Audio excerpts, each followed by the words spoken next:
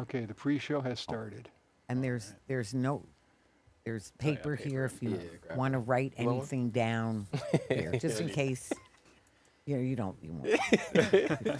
I never do. I'm All- just going to wing it, okay? Even then, I'm bringing this out, and I can virtually. The only thing I use this for is just to remind myself of the things that I Need to do. No, need to facts. do. Yeah, Exactly Yeah, that. I keep one at work. Now they could come up while we're taping, So if they do, I want to write them down. Twitch has accepted the stream. Oh, good. Oh man, live on Twitch. My first time. YouTube has accepted the stream. All right. Facebook has accepted the stream. Does anybody need the link to share it with their friends who want to Oh. watch it live? Yes, please. Okay. And of course, I'm going to ask you to put it on the Western New York Peace Center. Wait till Facebook. we're shared up, and Sure. then you can ask me. Sure. Can I send you the link, and then you send it to everybody else, Vicky? I'm not set up for that. I don't think it's going to be. That's going to bring me into. I'd give you my number, man, but I don't want to give it to the entire pre-show. Right. That's exactly Right. what I'm talking about here. Well,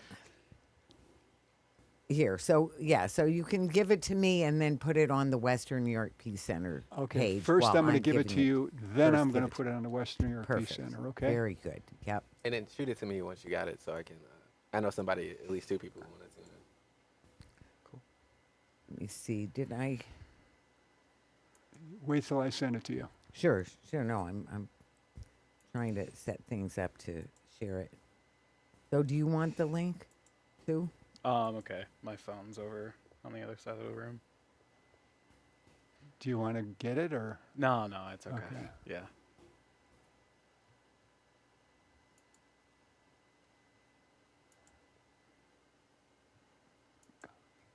Okay.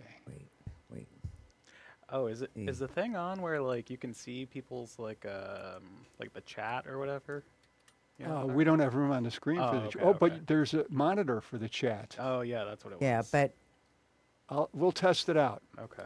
well, we don't. I'm going to say I usually feel that the chat No viewer questions. we're pretty full of things to talk about. So Okay. that here. Wait.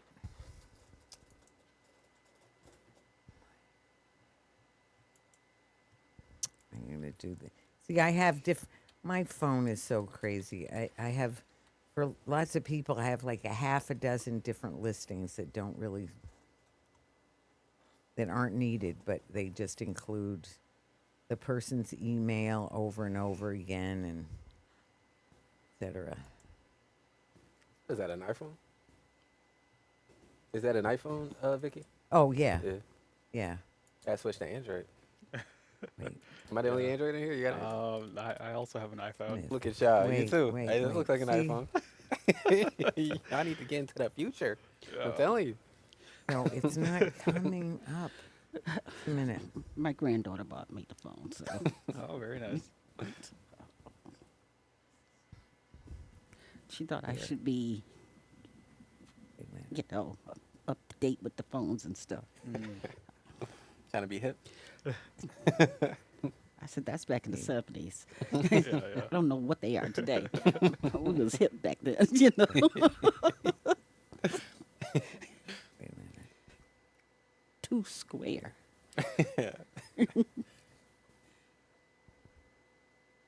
See, you see how she looking? Yeah, that That's one. me. One, Yeah, yeah, that's one me. finger. Every time my mom does it, I get on her too. So is your Like- your number is 69850? Whoa, whoa, whoa! Just tell me is this, That's exactly it, by the way. okay, that's all I need. I didn't finish saying it. So that's all right. No, I'm sorry because see, It's it all right. just I'm gonna came just up get a whole as bunch Mike. of calls tonight. Okay, I'm sorry. Somebody told me that I should never be a spy. No, and they were so right. Okay, so we're good on that. So you're the only one who needed it, right? Yeah, yeah. Okay. Thank God. Okay. Okay, so we're good on that. Yeah.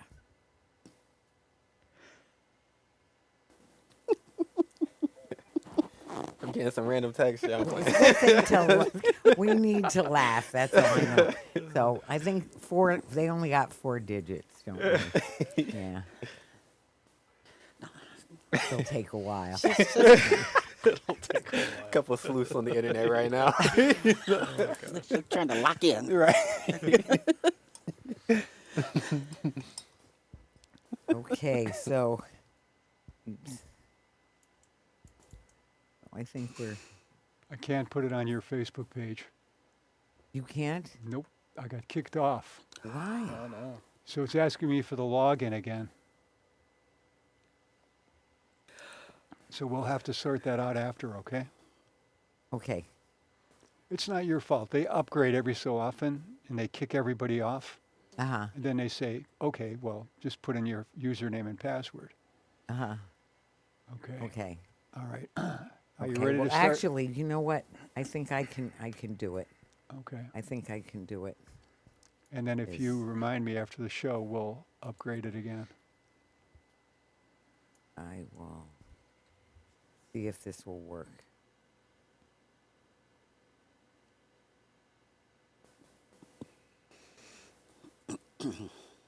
No. Okay, so we won't worry about it. Okay. That's all right. Okay. So, You ready to start? yep. Okay. Okay. On that little box in front of you, there's the number 5 with a circle around it. Right. Well, when you're ready, you press that 5 with the circle. Oh, okay. Oh, I see it. Okay.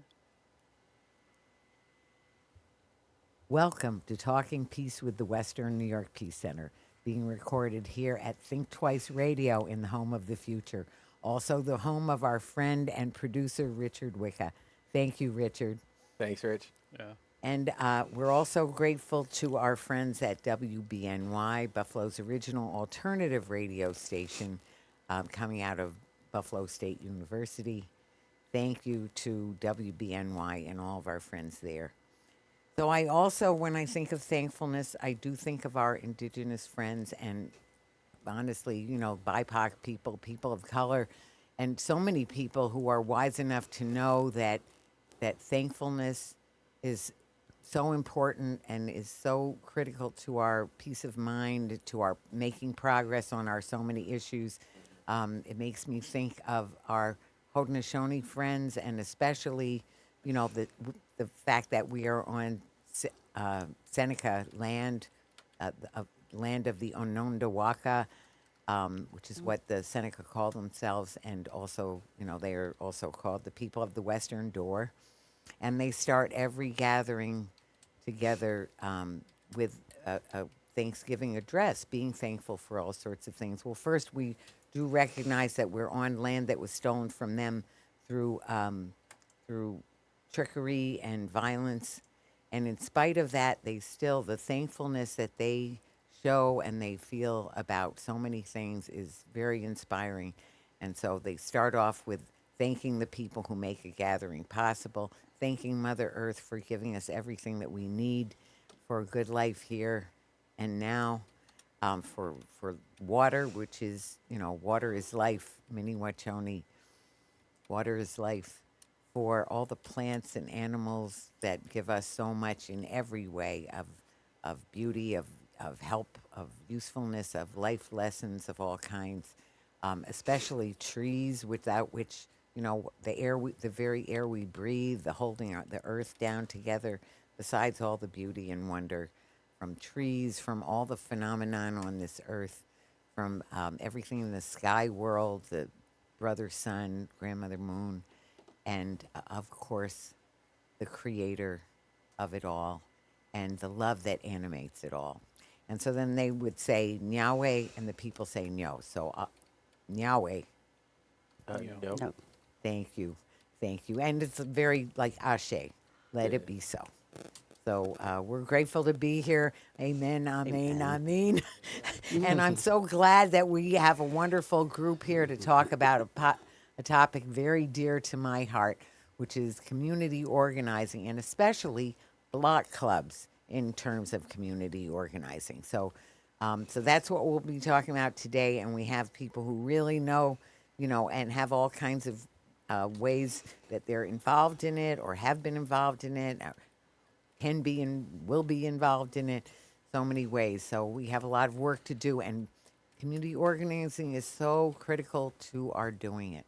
So first we have Miss Ada Hopson-Clemons, who is, well, besides being a friend from long back, is the previous president of block clubs, was it? Or is it, what's the title? I was the vice president. Oh, the vice president. The Okay. vice president. Vice president of the Buffalo Block Clubs, which is a huge undertaking and a wonderful, wonderful group. It's so critical to making progress here in Buffalo in so many ways. So, Ada, thank you so much for coming. Thank you for inviting me.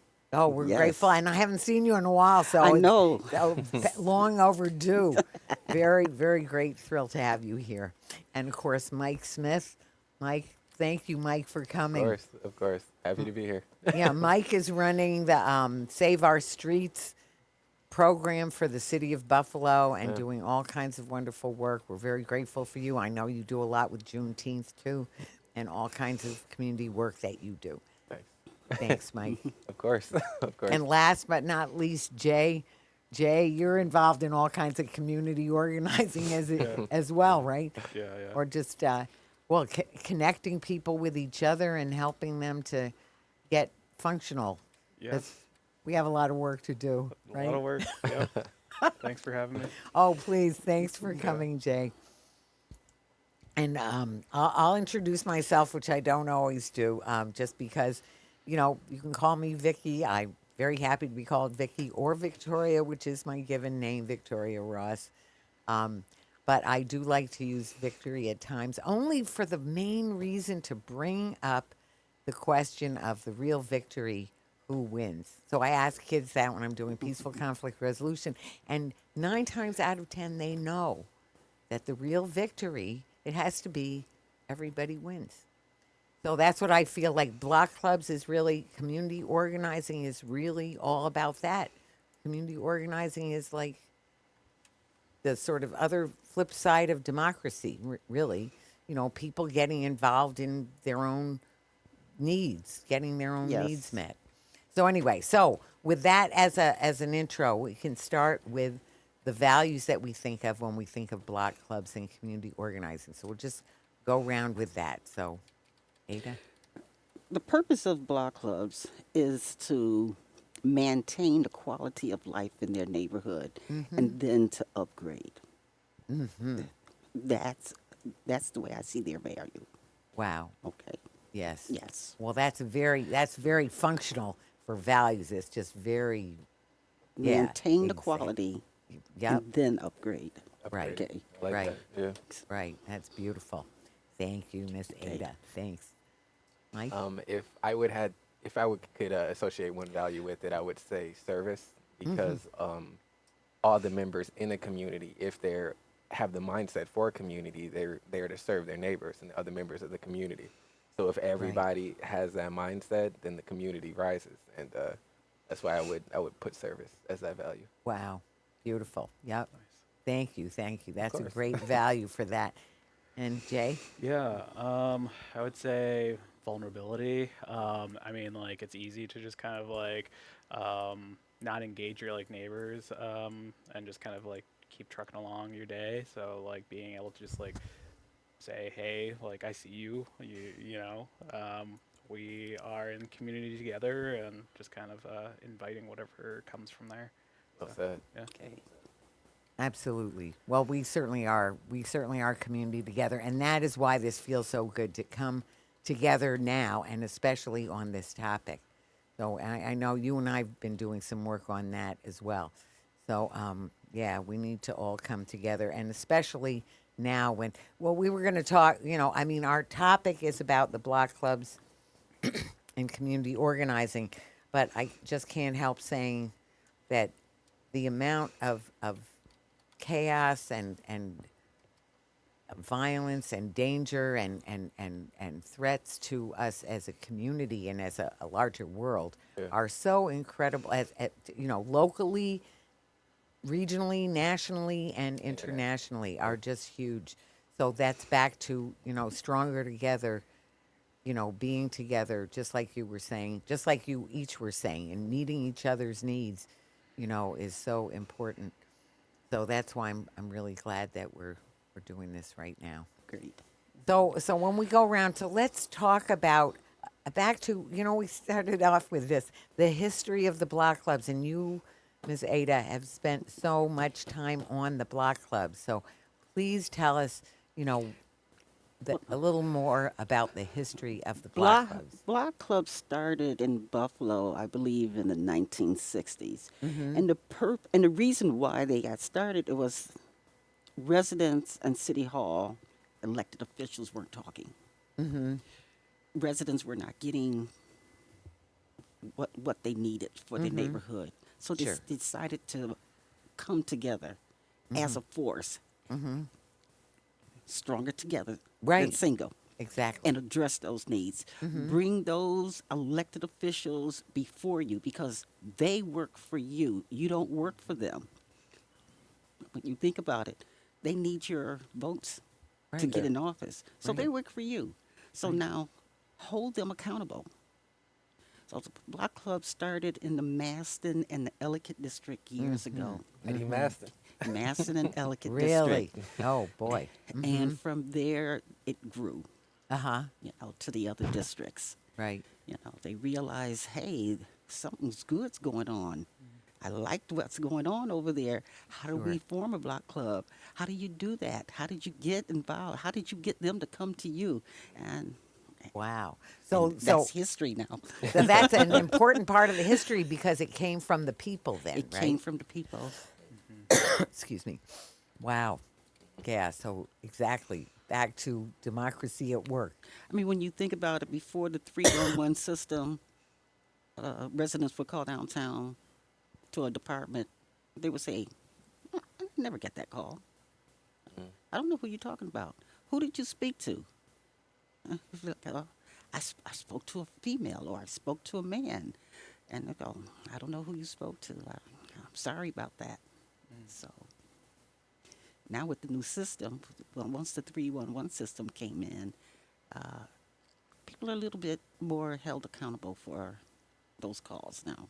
So that helped, but also the block club system, Oh, yes, the which block club grew to the whole city. throughout the city. For a matter of fact, when block clubs were real strong, we were up in Niagara Falls, and surrounding Cheektowaga. So it had really spread. That's why the board of block clubs is the board of block clubs of Buffalo and Erie County. So it covered Right. all of Erie County. Right. The board of block clubs is the umbrella unit over all block clubs that is in Buffalo and Erie County. Right. Wow. And one of the most important things that block clubs wanted the residents to do is understand and learn personal safety, crime prevention, how to identify crime, who to report that to. Because you think about the time that we're going, like 70s, 80s, 90s, a lot of transition. Right. People Right. migrating back and forth. The gangs. So Right. they needed a way to report this and be heard about it. Yes. Wow. Yes, very good. So now what would you add to that?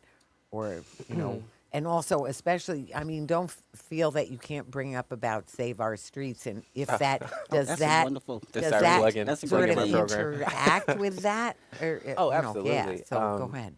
But I'll start with piggybacking on what Ms. Yeah, Ada please, said please. with regard to the empowerment that comes with block clubs and the self-advocacy and the access that it gets from a response from City Hall and also the neighbors.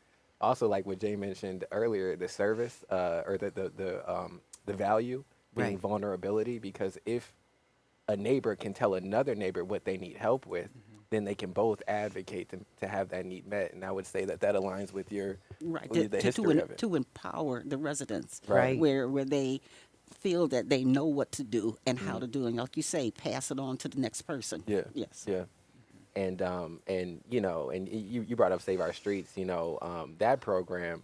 You know, some things blossomed out of there, like the Clean Sweep initiative, where we'll go into an area that, you know, the community has identified and lifted up some of the needs, and we'll also get the different data sets, and we'll work with the block clubs and say, what do you need? I remember last year, or this most recent season, we did a really big clean sweep in Seneca Babcock neighborhood, where the president and those members came out. They took like some time off of work and came out just to meet the team and to work with us. But I say all that to say, like, to what Miss Ada said, like, as city government, like, we literally work for the people. Like, yeah, they're the boss. You know, they're paying the salaries, and that's why I appreciate those systems that make sure that city and officials are held accountable if they are meeting the needs of the residents and if they're not. And I know that's a big focus of the new administration and previous administrations, like bringing things about like 311 was directly to make sure that those needs were met.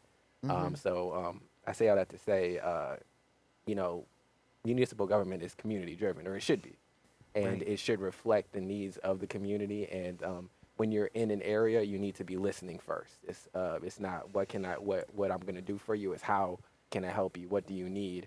And block clubs How and can we community work together? That part. Yes. And that's what it's all about. Wow. Yeah. And Jay, how does that relate, or how does that sound to you? Yeah, it rings sounds true. great. No, yeah, no, it's good. It's powerful, and like, you know, just kind of like it's the foundational stuff, right? Like we see, you know, in the stuff that I do, like rapid response groups, like coming up all the time. But like, you know, if you think about it, like they're more or less just like kind of like block clubs, informal block clubs, right? It's just like this is a need, this is something we care about and like need to like move on, and so, you know, stronger together, like this is how we're going to respond to that stuff. So yeah. Our block clubs are the grunts out there. What? Are the grunts. Right. They're out there digging and just they're just out there. Yeah. You know, some of our members have had their lives threatened, have been beat up, you know, their house burned. You know, but they're out there still saying, you know, this is for my community. I've got to take care of my community. Well, it makes me think of so many ways that people do, you know, whether it's organized or not, you know, people helping each other and caring for each other. So, you know, it makes me think of, you know, times, well, mutual aid groups that sprung up over the COVID, right? So, you know, that kind of an effort, or even when there's been, I happened to be in the Adirondacks when the derecho hit, and the derecho was, it's like a tornado, except that it's straight ahead. So it's like a horizontal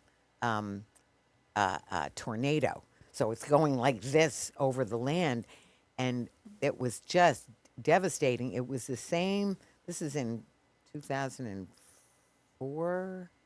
No, 94, in 94. But anyway, like Chicago had a heat wave, and they had hundreds of people die from the heat wave. So that's why people didn't really pay much attention when this derecho, except for the people who were right there. So I was right there. And so people went around to the neighbors like, are you okay? What happened? Is everybody, you know, just sharing what they had, you know, banding together to take care of each other, find out who was hurt, if any, you know, if people were hurt. And actually, it was just miraculous how few people were hurt. I think there were 7 deaths. But if you think about how many people were out there in tents, and I was one of them. Actually, we had a 3-trunker come out that was about the size of this table that came down. Just if it had fallen the other way, that would have been the end. You know, so it didn't. It fell the other way, and there were very few people who were seriously hurt, and some of the houses. But back to that Hey, real quick, how is it that every time I talk to you, there's another story, like some like, some, like wild story? Well, There's so anyway, many. yeah, it's the gray hair. It's the gray hair. You know, so there have been a few times. So that was a time. Oh, that was a memorable time. I won't even get into the weeds. But you say, wait a minute, wait a But minute. but Horizontal people, tornadoes. it's instinctively, you know, people do that. You know, we care for each other, Amen. and we know that we're stronger together. I mean, in every culture, there's stories, you know, that the indigenous people tell about, you know, the arrows. Like, you know, one arrow, yes, you can break it. 5 arrows, no, now you can't. Yeah. You know, it's too many. So that's why we know we're stronger together, whether we're taking care of each other or bringing our needs to the authorities who are not, or who are trying to, or whatever, to know what those needs are. So anyway, so let's talk about sort of how do the block clubs, how, you know, have things changed? How are things changing now about block clubs, and especially in respect to community organizing? Good question. Where things remain the same, yes, they are different. Technology today. Sure. I mean, Yeah. back in the day, Right. you know, it was all about telephone calls. Mm-hmm. But now you have the computer, you have social media. Right. And so block clubs are communicating through social media Mm-hmm. and organizing through social media. So I would say that is the biggest change. But the problem hasn't changed, just a year.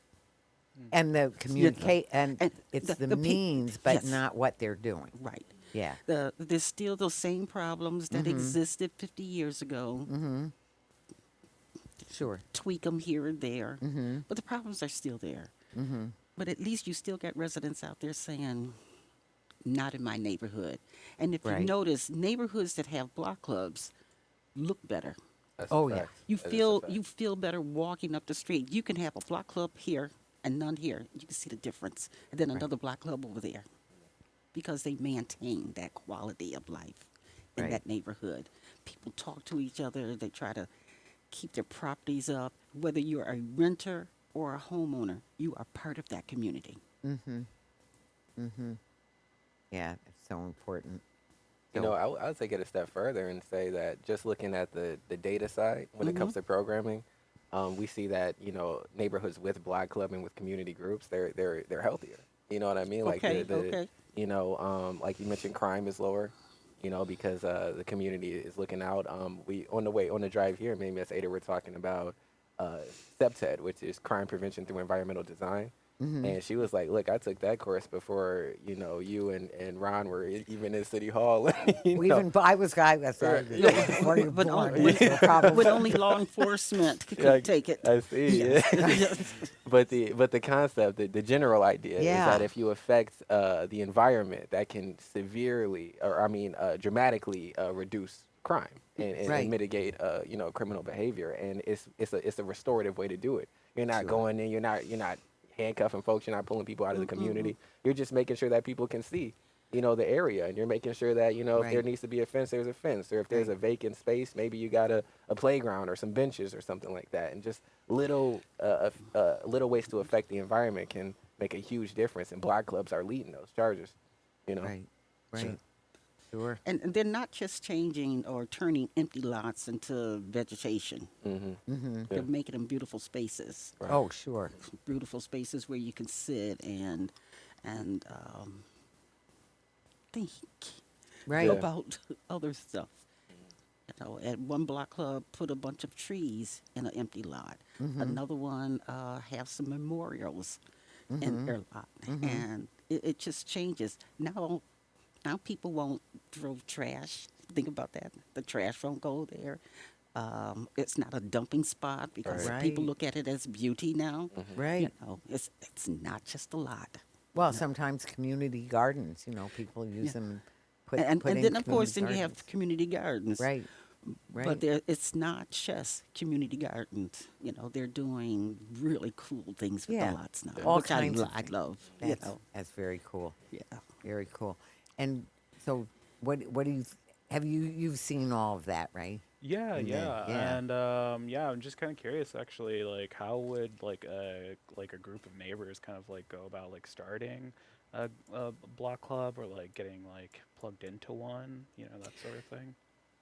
They can get in touch with the Board of Block Oh, okay. Clubs and City Hall, 716-851-6500. Or they are on Facebook, so you can, and their email address is bobcbuffalo1@gmail.com. Contact the Board of Block Clubs, and what they will do is help you organize. They'll send you a book, a little pamphlet on how to organize your block club. And what I suggest before you go to the Board of Block Clubs, have a place that you want to meet. Have a place that you want to meet. Let the residents know that you're thinking about this. And the Board of Block Clubs will make your copies for you, flyers, and they will come out and start to organize. Like any organization, you need some leadership, which is your Yeah. president, vice president, treasurer, and secretary. At least those four. The secretary, I would say, is the one that records all the history, so they're a very important person. And if you get $2, that treasurer needs to be there. Yeah, Okay. very cool. Well, what I'm thinking of is just how much people are connecting over just the effort to make a block club. Just like you said, you have to get together with your neighbors. You're not start a block club by yourself. Or even if you started it by yourself, you still, it's all about a neighborhood. So it's all about going to your neighbor. Hey, are you interested? This is what's happening. We'd love to get you to be part of it. And then, so it's getting to know your neighbors. When we know, I want to say as a social worker, I've seen this and I've seen all kinds of studies about this. We know that anonymity is one of the things that really doesn't help us. And, the first question is always trust, distrust, right? So as you get to know people and build trust, I mean, that's where the safety comes in. That's where the teamwork comes in. That's where the community feeling comes in. That's where the taking care of each other needs come in. So all of that is just by the very act of community organizing, period. Whether it's block clubs or whatever kind of community connecting is going on, that it is making the community stronger and better. And usually block clubs are formed because there's a need. Yeah. That's the first reason. Whether it's streets, trimming, crime, whatever. That's what usually brings the group together because there's a problem that they need to solve. So when you first started with block clubs, what brought you into block clubs? I don't even know. It's Don't been even so know. long. Yeah, right. It's a hard question. Right. It's been over 30 years, and Wow.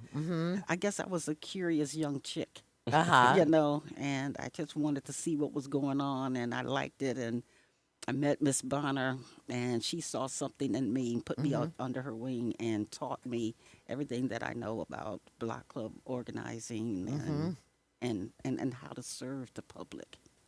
And I really appreciate that. So was it a block club in your neighborhood, or was it just the idea of block clubs that you went for? It was the idea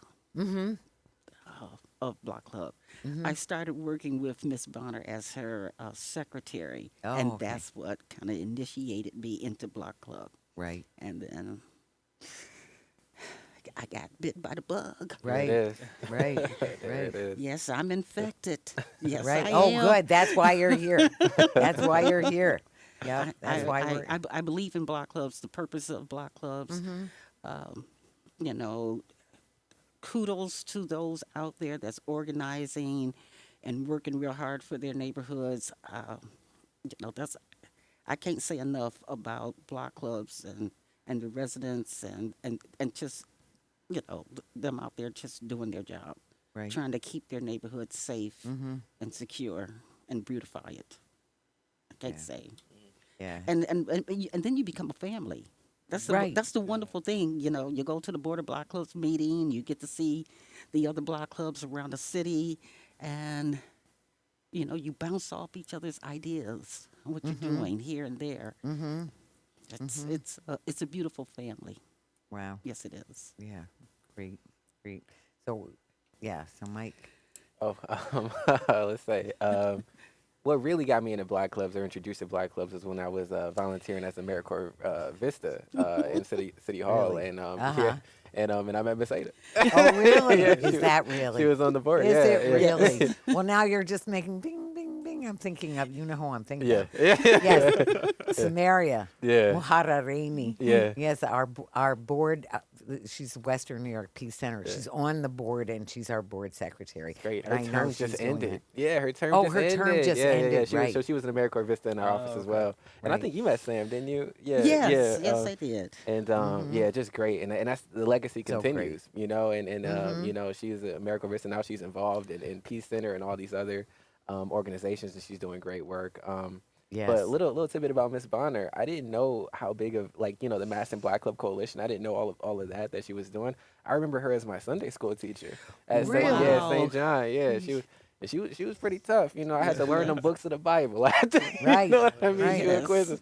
And I love Miss Bonner. And then, of course she passed. And after she passed, I started finding out just a lot of the history and what she did in Buffalo. But They're working on doing a memorial for her this year. man, So I'll Really? let you know. please, yeah, You had touched on the obstacles of today. What's different today? Mm-hmm.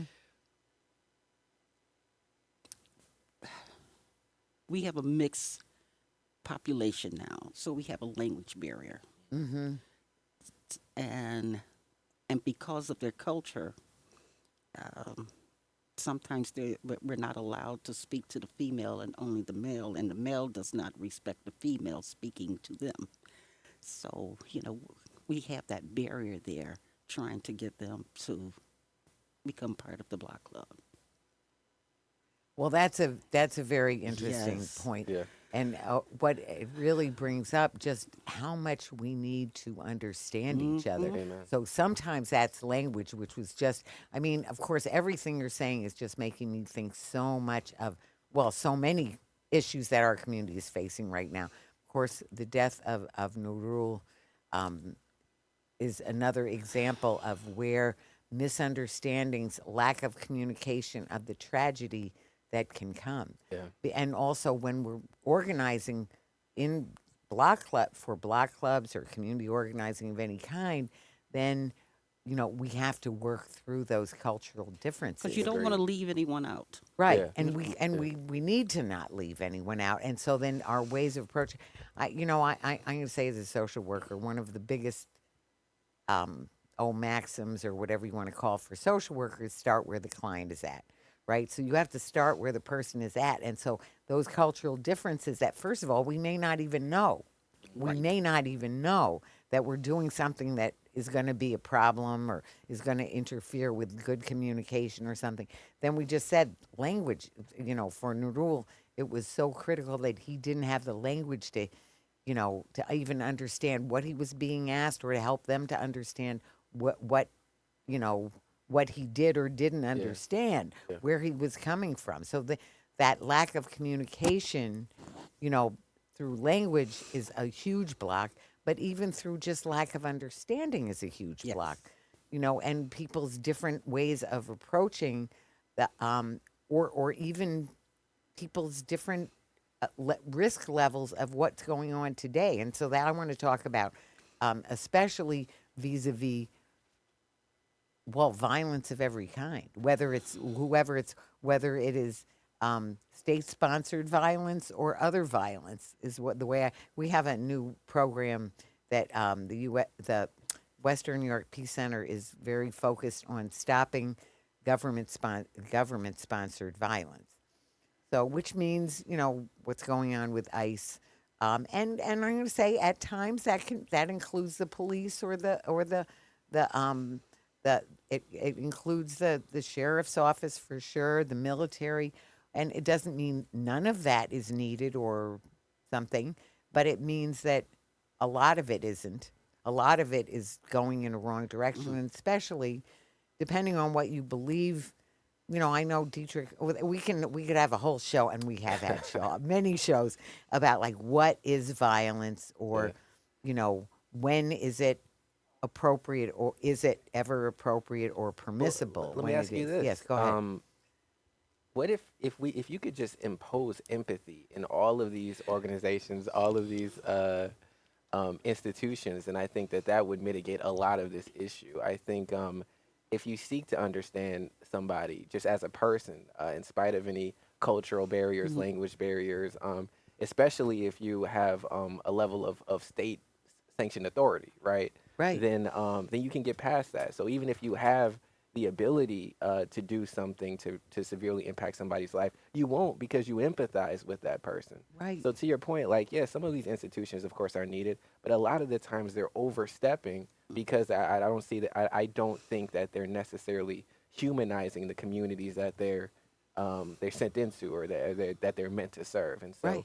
I think empathy could level set a lot of these issues. And I think, unfortunately, there's a lot of rhetoric against that, right? And against just empathizing with your fellow neighbor.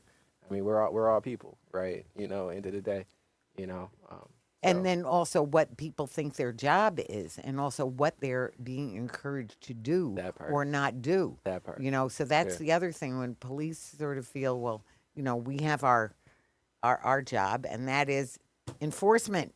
And that's why I have my gun. And that's why I have my taser and my handcuffs and my this and my that. And this is why, actually, back to, we're just talking that community responders, we need community responders, which would fit so naturally and beautifully with community organizing and block clubs, because the community responders, in the models for community responders, people know their community.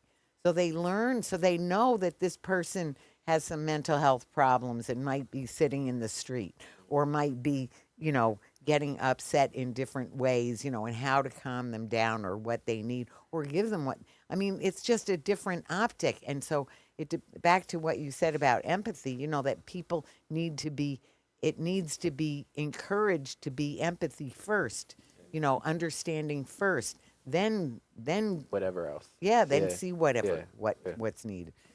Go ahead. I don't have much to add to this conversation. I will say though that like it's not just empathy for like our government agencies. It's like our city neighbors, right? Because like someone called the cops in the case of like Nurul, right, and then set Right, off this right, like right. string of events. Oh, Right? right. So, Thank you. Yeah. Yes, Yeah. thank you for bringing absolutely, that up. absolutely. Yes. Yeah. Yes. Yeah. Absolutely. That is so. No, I mean, this is where so much of there is so much work to do, and this is where, back to community organizing and block clubs, just as a way of thinking about what we need to do as a community, is so helpful and so conducive to people, to things going a lot better, that people are feeling that they are being a community, back to what I was saying about anonymity, and how much I know I try to be a good person. I know that one of my most difficult times is driving. When I'm driving. And why? Why? Because driving, when you don't see the person, it's just another car. So it's that anonymity. If you see a person, you can clearly see that it's a person. When you're driving, it doesn't militate towards that. And that's where, in a city, back to, if people don't know their neighbors, people don't get to know their neighbors, people are in, high rises, or people very private, or people are very, and it doesn't feed that empathy. It doesn't feed that communication, cooperation, concern, community feeling. Trying that to put we the need. neighbor back in the neighborhood. Exactly. Come on. Oh, See? yeah. Now you're, Yes. yeah. Imam Fadri Ansari, and putting the neighbor back in the hood. Yeah. And he was just talking to me about that. Actually, I just talked to him in the past couple days, and we were talking about that event in August. So the Western New York Peace Center definitely going to be helping with that event in August. I've certainly been part of that. Okay. Always thrilled to be part of that. So, so when we think about community organizing, what are some of the immediate needs that that it can fill or is working on, or that we've seen as either seen the forward action on or want to see the forward action on? So we'll go around with that. Immediate need. What is one of the things? Beautification. Mm-hmm. That can be seen, and it's realizable for block clubs. Just putting a little flowers out, Right. a flower pot here or there, makes a difference. We need some Yes. tree planting too. Yeah, it hurts It's my so- heart how few trees there are on the east side. It's so unfair. It's really blatant that there are so many fewer trees on the east side. And because of our own ignorance, people don't want trees because they know that the old trees, the oaks, the roots would grow and That's true. and wrap around the pipes and come up through your basement. So they don't know that the new trees, the bare root trees that they're putting in now, they're not going to go that far. So they'll say, if you ask them, you want a tree? No, no tree in front of my house. No. Well, also you have to clean up the leaves, and people. I've seen it where people. Oh, I mean, anyway, I do really like trees. So I love trees. I you do know. too, You and know? they give us so much the It makes it so shade in the pretty. summer, shade It's- in the summer when we need it, right? No, they give us a lot. But anyway, so that's a good point. That's a good point. Well, that's back to another function of block clubs or community organizing, which is sharing information. Yes. Helping people understanding things differently. They're not going to grow as tall as the other trees. The roots are not going to run as far. They're not as large. They're not going to be as destructive as them nice, beautiful oak trees. So, Well, I love to go on Timon Street. That's all I know with all those big sycamores. I know. But It's anyway. just so pretty. So, We go were ahead. the city known for trees. That's what Buffalo was. I did not know that. Yes. Okay. Wow. Hey, we got a long way to go to get back to that. Not that far. So, The for me, needs- the needs that you see or the Oh, things yeah. that are being worked on. the need I see with regard to community activism, and I think it kind of speaks to both of your earlier points with the culture and the language barrier and the vulnerability in communication. I need to see more of that advocacy on behalf of your neighbor. There's some really good examples in the city of Buffalo. I know one guy who kind of acts as a bridge between some of his neighbors who don't speak any English, and he's able to advocate for services for them. Like, he was able to get his neighbor's daughter some dental care, and they've just got here and they just didn't know what was necessary. Things like that. I want to see those walls come down. Like, if we're in this neighborhood together, then we're literally in this neighborhood together. We need to speak. And to your earlier point, there are some cultural barriers that are a little bit more difficult to breach, right? Like, because you can, out of your own ignorance, offend somebody without meaning to. Right. I know I went to a door-on clean sweep, and I was having a conversation with a man's wife, and I didn't realize that, culturally, like, no, it's like you do not address this person, you address that person, and with my Right. American just- Western, we just don't know. I'm just I'm Right. just having a conversation, Right. and that then created a barrier between this person even wanting to engage with the rest of the team. So it's just like, I think we all could probably do some cultural competency learning, right? Absolutely. And then at the very least, if somebody needs something, like, help them, and don't close off. Don't let those barriers be the end of that, because we're all neighbors. This is still the city of good neighbors, Right. and the city of trees too, I guess. Right. I'm with Right. y'all. Working Look on it up. Yeah. Working on No, I both. hear you. Working on both those Yeah, let's things. do it. I think. Let's do it. Yeah. Yeah. Yeah. Yeah, most immediate need I see that's like, organizing around is just kind of, I mean, like the stuff I'm doing, I guess, is just community defense, rapid response, and all that jazz.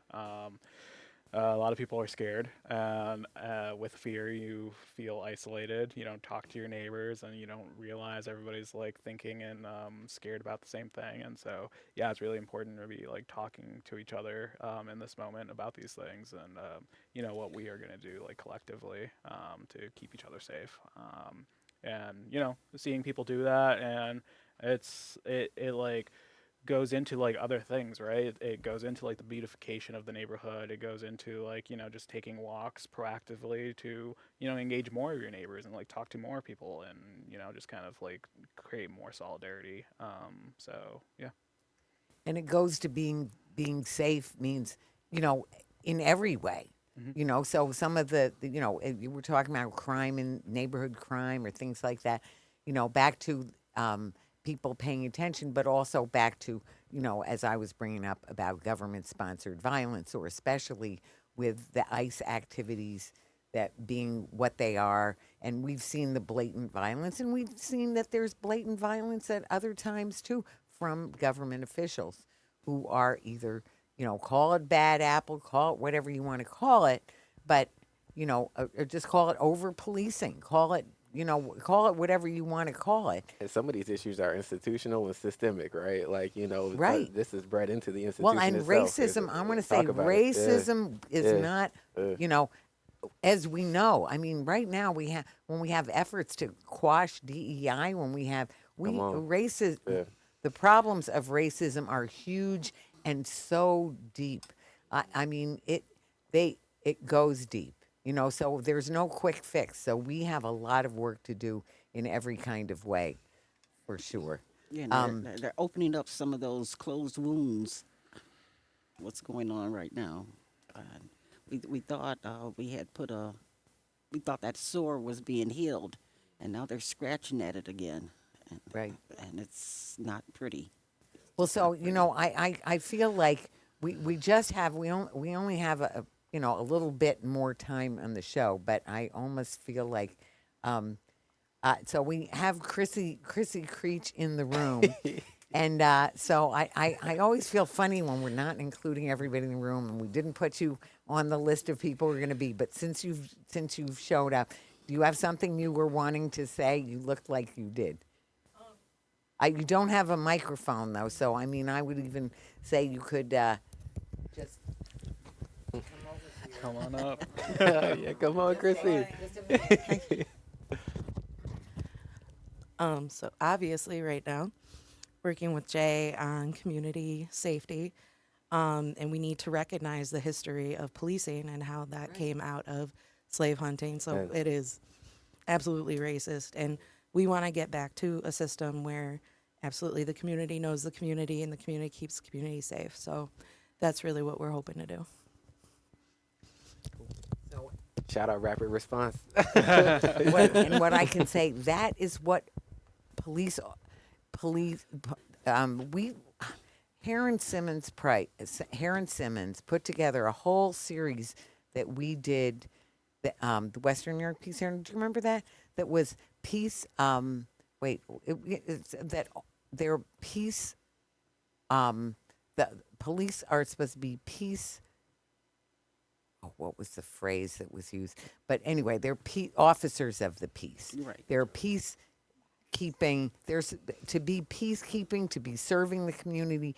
That's not what the training gives. The training gives law enforcement, shooting practice, target practice, all kinds of other things. And it's not where so many times, law enforcement assisted diversion, we still don't have it. You can bring that into City Hall. I remember when Byron Brown yelled at me because I brought it up. He said, "We're doing it." No, you're still not doing it. It wasn't done. And we're talking from, I was in a clean sweep actually doing No, it. what? When I Tell me about brought it. that up to him, and he said, "We're doing it."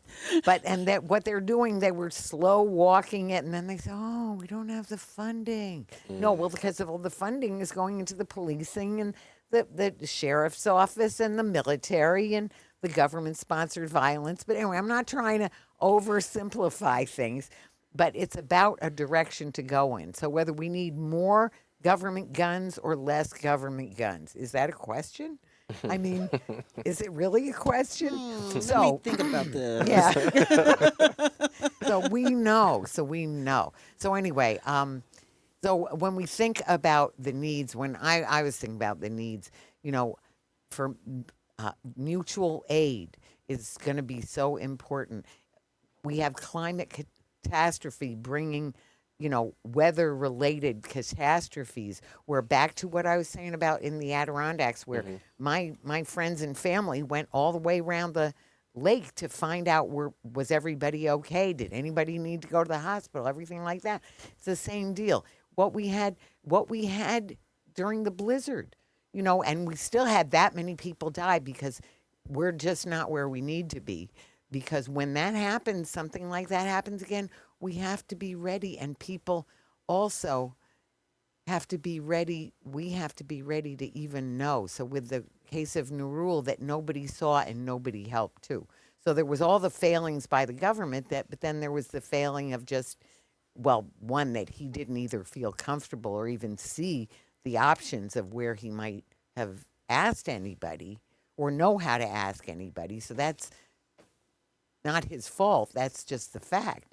But so where we, you know, as community members can get better at seeing the needs and responding to the needs and taking that risk and that courage and that determination to fill those needs, you know, and that's what block clubs really That's what foster. we do.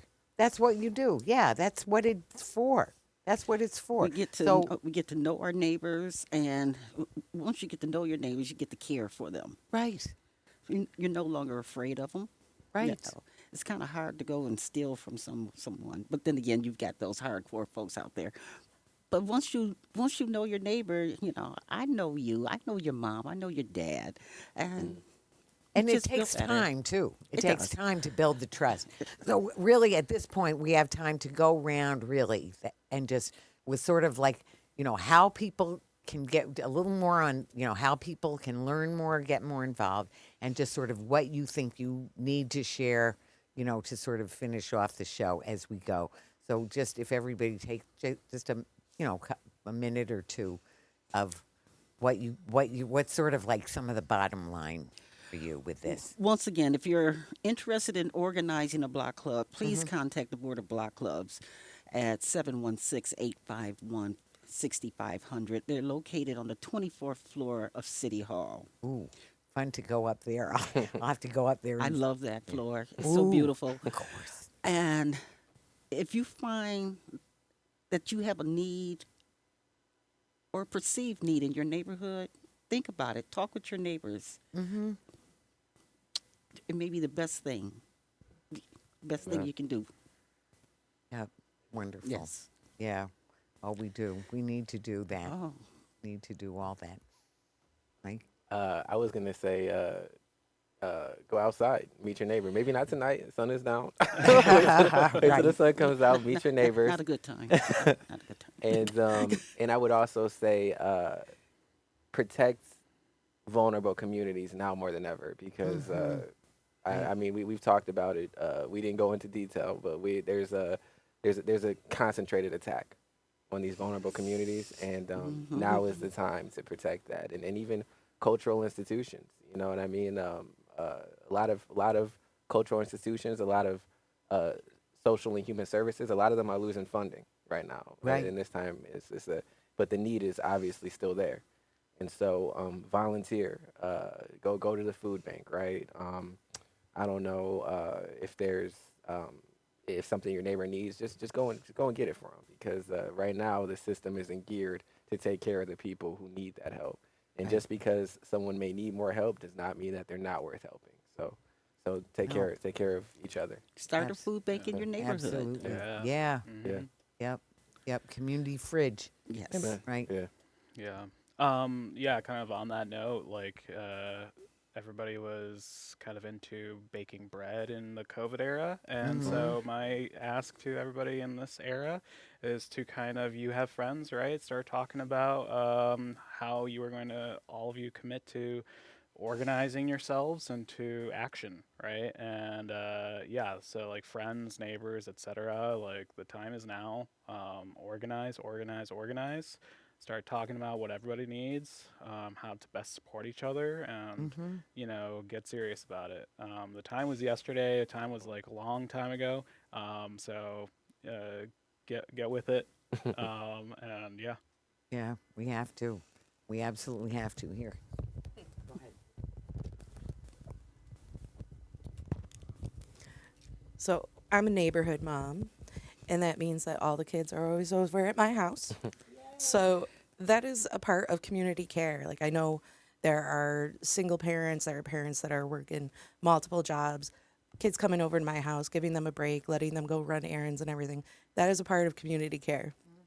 And when the kids are around, you get to know the kids, you get to know the families, you get to know everyone in the neighborhood. So if you have kids, invite their friends over. If you have a neighbor that is maybe like working extra shifts, oh hey, I'll take care of your kid, I'll feed him dinner. Stuff like that has always been a possibility. It's always something that neighbors have done for each other. But I think that especially after COVID, everyone felt really isolated. But we need to come out of that. We have a lot of trainings coming up. That includes de-escalation and an entire first aid track that is first aid, CPR, AED, and stop the bleed. And all of these things are things that we train people because they can be used at our events for Power to the People, our large mass mobilizations. They can be used in rapid response, but they are much more likely to be used in your everyday life with the people that you know and you care about. So we want to make sure all this information gets out to people. And if your neighbor needs you, maybe, they fall. You can be the one to respond. Maybe there's a dispute between neighbors and you have de-escalation training. You can say, hey, listen, we're neighbors. We got to get through this together, figure out the win-win situation for the neighborhood, right? So we have a lot of training that we're offering people that we hope that people take advantage of. It's all free. And spread that knowledge and spread the trainings, get other people trained in your neighborhood and do things together. We don't do it every year, but we tend to have a block party like at the end of the school year when the kids are like, crazy and, we have like a water balloon fight and everything and the parents sit around and talk. So there's always opportunities to get to know people and just have fun. And I think that that's a lot of it, but then you're there for your neighbor when they need you. They feel comfortable coming to you. So Most definite. Oh, I can vouch for, I would have to give, I want to shout out Dior Lindsay. I don't know what I can't remember what her last name is and her married name. But anyway, she and I were the ones who put together that training. It's Power to the People is a task force of the Western New York Peace Center. And I want to say it is so much of what you just said about empathy. It's so empathy conducive. It's really to help people connect with just our hearts are there already. But what happens is people are hurt. People learn to distrust, and also I think distrust is kind of catching. So the more people distrust and the more we keep hearing everything else like, oh, watch out for this, watch out for that. People might be doing this. They might do that. So all of that, we lose so much. So the community is part of creating a culture of peace, really, where the way we approach people is conducive to peaceful conflict resolution, to better understanding, to caring for each other and helping each other, and that's what we need to do.